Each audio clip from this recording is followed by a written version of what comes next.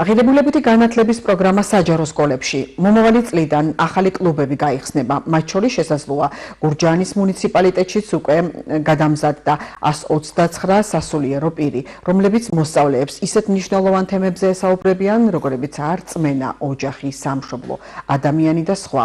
წელს პროგრამაში ჩართული სასულიერო პირები და მოსწავლეები განათლების მინისტრმა გივი მიქანაძემ დააჯილდოვა და ახალგაზრდების აღზრდასა და აღიდებულებითი განათლების გაძლიერებაში შეტანილი წვლილისთვის მადლობა გადაუხადა. საპატრიარქოსთან ერთად აქტიურად მიმდინარეობს თანამშრომლობა საჯარო სკოლებში განათლების კლუბების დაფუძნებასთან და მის საქმიანობასთან დაკავშირებით.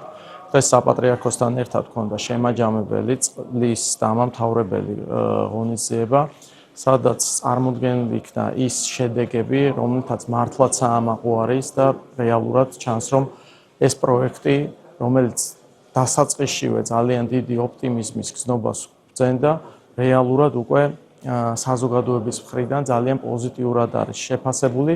არის მზარდი მოთხოვნა, რომ მსგავსი კლუბები გაიხსნას დამატებით სკოლებში.